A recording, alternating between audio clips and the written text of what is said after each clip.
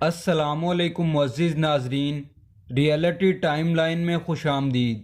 آج کی ویڈیو میں ہم ذکر کریں گے احمل کانسی کا کاروبار کے لیے امریکہ جانے والا پاکستانی شخص قاتل کیوں بن گیا۔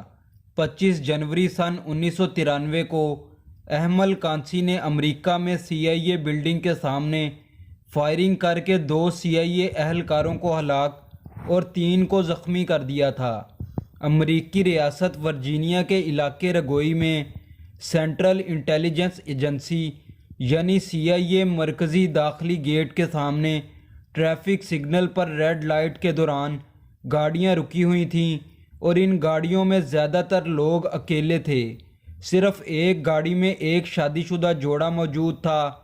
اسی دوران ایک مسلح شخص گاڑیوں کے پیچھے سے نمودار ہوا اور فائرنگ شروع کر دی، جس فائرنگ سے CIA کے 2 اہلکار ہلاک اور 3 زخمی ہوئے۔ معزز ناظرین، ویڈیو میں آگے بڑھنے سے پہلے گزارش ہے کہ آپ میرے چینل ریئلٹی ٹائم لائن کو سبسکرائب کر دیں اور ساتھ دیے گئے بیل آئیکن کو دبا دیں۔ تو ویڈیو میں آگے بڑھتے ہیں۔ گاڑیوں میں موجود 3 خواتین کو خراش تک نہیں آئی۔ حملے کے بعد احمل کانسی اپنی گاڑی میں سوار ہو کر وہاں سے فرار ہو گیا۔ یہ واقعہ 25 جنوری سن 1993 کی صبح پیش آیا۔ امریکہ پر یہ 9/11 کے حملے سے 8 سال پہلے امریکہ کی انتظامیہ پر یہ اس وقت کا سب سے بڑا حملہ مانا جاتا تھا۔ مقامی پولیس، FBI اور CIA اس حملے کی تحقیقات میں شامل ہو گئے اور ابتدائی تحقیقات کی بنیاد یہ تھی کہ یہ حملہ کسی کا ذاتی فعل تھا یا دہشت گردی کی منظم کارروائی۔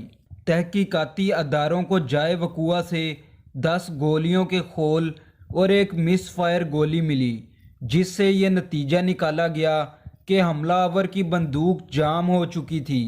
حملے کے دوران وہاں موجود خواتین کی مدد سے حملہ آور کا خاکہ تیار کیا گیا اور شناخت کے لیے حملہ آور کے خاکے کو اخبارات میں چھپوایا گیا۔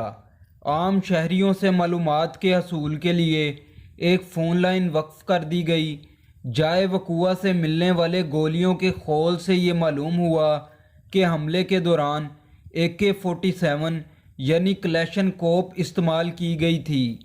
FBI کی جانب سے ایجنٹ بریٹلی گیرڈ تحقیقات کے لیے تعینات کیے گئے، جنہوں نے ایک انٹرویو میں اس حملے کی تحقیقات کی کچھ تفصیلات بیان کی تھیں۔ گیرڈ کے مطابق ورجینیا اور اس کے آس پاس کی ریاستوں میں 1 سال کے اندر 1000 کے قریب کلیشن کوپس فروخت ہوئی تھی، جن میں سے ایک کلیشن کوپ حملے سے 3 روز قبل خریدی گئی تھی اور خریدار کا نام احمل کانسی تھا، جس پر FBI کے ایجنٹس احمل کانسی کے پتے پر پہنچے، جہاں ان کی ملاقات احمل کے روم میٹ سے ہوئی، جو پاکستانی تھا۔ احمل کے روم میٹ نے CIA ایجنٹس کو بتایا کہ احمل کسی شخص کے ریفرنس سے اس کا روم میٹ بنا تھا، اور FBI کے ایجنٹ بریڈلی گیرڈ کے مطابق کمرے کی تلاشی کے دوران چمڑے کے ایک بریف کیس سے گولیوں سے بھرا ہوا ایک میگزین برآمد ہوا۔ مزید تلاشی کے دوران صوفے کے نیچے سے ایک پلاسٹک بیگ میں لپٹی ہوئی ایک کلیشن کوپ بھی برآمد ہو گئی، جس پر احمل کے روم میٹ نے اسلحے سے لا علمی کا اظہار کیا اور پارکنگ میں موجود گاڑی کی نشاندہی کی، جس سے FBI کو یہ جاننے میں مدد ملی کہ حملہ آور احمل کانسی ہی تھا، جو حملے کے فوراً بعد امریکہ چھوڑ کر پاکستان فرار ہو چکا تھا۔ احمل کا پورا نام احمل خان کانسی تھا۔ احمل کانسی کا تعلق پشتون قوم پرست سیاسی گھرانے سے تھا۔ احمل کانسی زمانہ طالب علمی سے ہی پشتون قوم پرست سیاست کی جانب مائل تھا۔ احمل کے والد پشتون قوم پرست رہنماؤں غفار خان اور عبدالصمد خان کے ساتھ رہے تھے۔ ان کے ایک قریبی دوست نے بتایا تھا کہ احمل کانسی زمانہ طالب علمی سے پشتون قوم پرست سیاست کی جانب مائل تھے۔ احمل کانسی کے اس دوست کا تعلق اسلامی طلبہ تنظیم سے تھا۔ احمل کانسی کے دوست کے مطابق کیونکہ وہ ایک خوشحال گھرانے سے تعلق رکھتے تھے، اس لیے ان کا دل اور دسترخوان وسیع تھا۔ وہ اکثر اپنے کلاس فیلوز کو نہ صرف لیاقت بازار میں واقع اپنے ہوٹل بلکہ کوئٹہ کے دوسرے بڑے ہوٹلوں میں لے جا کر اچھا کھانا کھلاتے تھے۔ ہوٹل ہو یا یونیورسٹی کی کینٹین، بل کی ادائیگی میں کوئی بھی احمل سے بازی نہیں لے جا سکتا تھا۔ احمل کانسی کالج اور یونیورسٹی کے دنوں میں جمہوریت کی بحالی اور ریاستی پالیسیوں کے خلاف احتجاج میں بھی شریک رہے۔ بی بی سی کو دیے گئے ایک انٹرویو میں انہوں نے بتایا تھا کہ ایک بار جلوس پر شیلنگ بھی ہوئی تھی۔ احمل کے دوست کا کہنا تھا کہ وہ دنیا بھر میں بالخصوص افغانستان میں کشت و خون کا ذمہ دار امریکی پالیسیوں کو ٹھہراتے تھے۔ انہیں افغانستان میں افغانوں کی بڑے پیمانے پر ہلاکتوں پر بہت رنج تھا۔ احمل کانسی کے الفاظ میں وہ سن 1981 میں امریکہ گئے، جہاں ان کا ایک دوست امریکہ کا مستقل رہائشی تھا جو ورجینیا میں رہتا تھا۔ ان کا وہاں جانے کا مقصد ملک دیکھنا تھا اور وہ اپنے ساتھ کچھ پیسے بھی لے کر گئے تھے، اور انہوں نے سوچا تھا کہ وہاں پہنچ کر ممکن ہوا تو کچھ بزنس کر لیں گے۔ احمل نے امریکہ میں سیاسی پناہ کی درخواست بھی دے رکھی تھی، لیکن ان کو یہ پناہ ملی نہیں تھی۔ احمل نے بی بی سی کو ایک انٹرویو کے دوران بتایا تھا کہ امریکہ میں اکثر ویزے کی مدت ختم ہو جاتی ہے تو ورک پرمٹ کے لیے پناہ گزین کی حیثیت سے درخواست دی جا سکتی ہے۔ انہوں نے پناہ گزین کے سٹیٹس کو صرف اسی لیے اپنایا تھا، اس کے پیچھے ان کا کوئی اور مقصد نہیں تھا۔ امریکہ میں احمل نے کورئیر کمپنی سمیت مختلف نوعیت کی ملازمت کی۔ ان کے ساتھ کام کرنے والے ملازمین کا کہنا تھا کہ وہ سخت محنت والا کام پسند نہیں کرتے تھے۔ احمل کے روم میٹ کا کہنا تھا کہ وہ زیادہ تر خاموش رہتے تھے، لیکن جب عراق اور فلسطین وغیرہ میں مسلمانوں پر حملے دیکھتے تو غصے کا اظہار کرتے تھے۔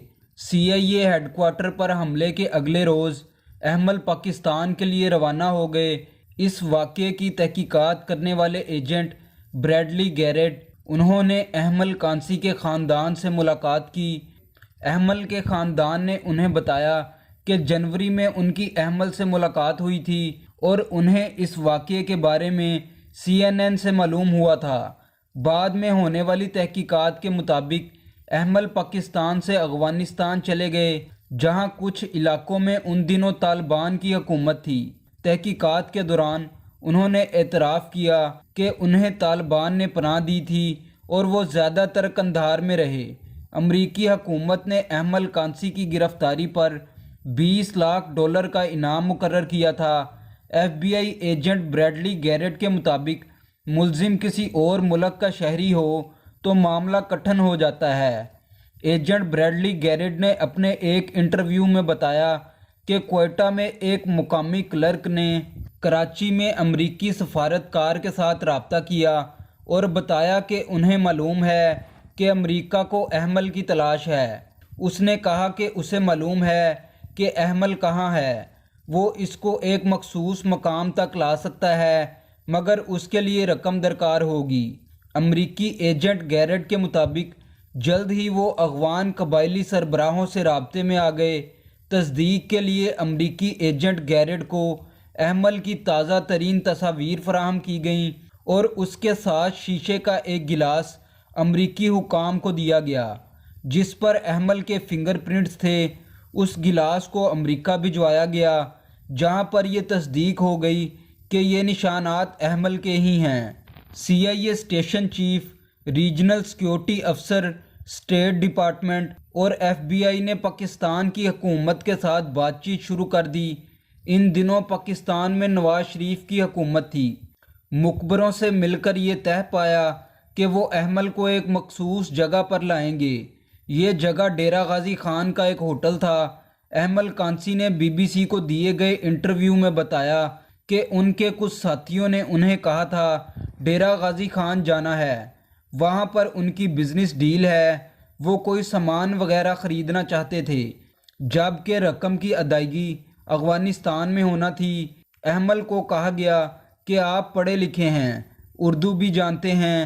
احمل نے کہا کہ اسے ان پر بھروسہ تھا، تو وہ ان کے ساتھ چل پڑا۔ ایجنٹ بریڈلی گیرٹ کے مطابق انہوں نے ایک مقامی جاسوس اس ہوٹل بھیجا جہاں احمل کانسی رکا ہوا تھا۔ جاسوس وہاں کی خبر دے رہا تھا۔ ایجنٹ بریڈلی گیرٹ سمیت 4 CIA کے اہلکاروں نے قمیض شلوار پہنی اور روانہ ہو گئے۔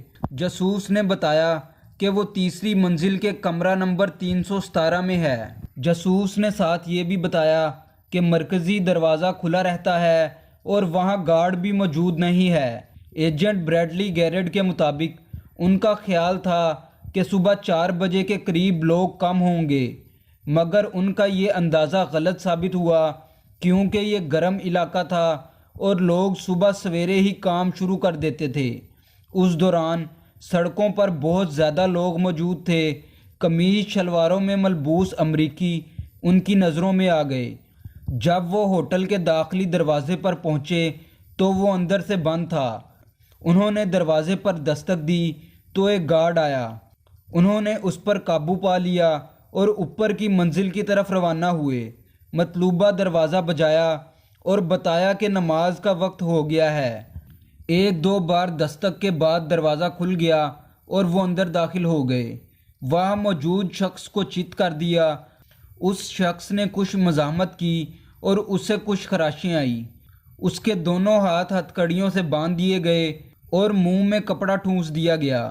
ایجنٹ بریڈلی گیرٹ کے مطابق شکل و صورت میں یہ مشتبہ شخص احمل جیسا ہی لگتا تھا، جس کے بعد پین کی انک کی سیاہی اس کے انگوٹھے پر لگائی گئی اور پیپر پر لگایا گیا اور میگنیفائی گلاس سے مشاہدہ کیا گیا، جس کے بعد تصدیق ہو گئی کہ یہ ہی احمل کانسی ہے۔ ایجنٹ بریڈلی گیرٹ کے مطابق جب ہوٹل سے نکلنے لگے تو انہوں نے احمل کے ہاتھ باندھ دیے اور سر پر کپڑا ڈال دیا اور اس کو ایک گاڑی میں سوار کر دیا جو آدھے گھنٹے تک چلتی رہی، جس کے بعد وہ ایک طیارے میں سوار ہوئے اور راولپنڈی پہنچے۔ 2 روز کے بعد انہیں بتایا گیا کہ صدر کلنٹن اور وزیر خارجہ میڈرن البرٹ کی اپنے ہم منصبوں سے بات ہو گئی ہے اور انہیں جانے کی اجازت ہے۔ یوں 17 جون سن 1997 کو اسلام آباد سے امریکہ کا فضائی سفر شروع ہوا۔ احمل کانسی کے مقدمے کی تحریروں کے مطابق طیارے میں احمل کا طبی معائنہ بھی کیا گیا اور ایجنٹ بریڈلی گیرٹ نے ذاتی معلومات اور امریکہ آنے کے مقاصد کے بعد حملے کے بارے میں سوالات بھی کیے۔ احمل نے بتایا کہ فائرنگ سے کئی روز قبل تک وہ یہ سوچتے رہے کہ وہ CIA کے ہیڈ کوارٹر پر فائرنگ کریں یا اسرائیلی سفارت خانے پر۔ پھر احمل نے CIA ہیڈ کوارٹر کا انتخاب کیا کیونکہ CIA کے حکام مسلح نہیں ہوتے۔ اپنے بیان میں حملے کی وجہ بتاتے ہوئے احمل نے کہا کہ اسے غصہ تھا کیونکہ امریکی طیاروں نے عراق پر حملہ کیا تھا اور وہ CIA کے مسلم ممالک میں مداخلت کی وجہ سے بھی غصے میں تھے۔ اس کے علاوہ انہیں امریکی اتحادیوں کی جانب سے پاکستانیوں کی ہلاکتوں پر بھی تشویش تھی۔ احمل کانسی نے BBC کو دیے گئے انٹرویو میں تصدیق کی تھی کہ انہوں نے FBI کو دیے گئے اقبالی بیان میں حملے کی ذمہ داری قبول کی تھی۔ عدالت نے احمل کانسی کو سزائے موت سنائی تھی۔ سزا سنائے جانے کے دوسرے روز 13 ستمبر سن 1997 کو یونین ٹیکسٹائلز پیٹرولیم کے 4 امریکی ملازمین کو کراچی میں فائرنگ کر کے ہلاک کر دیا گیا۔ پولیس نے اس واقعے کو ٹارگٹ کلنگ قرار دیا تھا۔ احمل کانسی کی تمام اپیلیں مسترد ہونے کے بعد انہیں 14 نومبر سن 2002 کو زہر کا انجیکشن لگا کر سزائے موت کی سزا پر عمل درآمد کر دیا گیا۔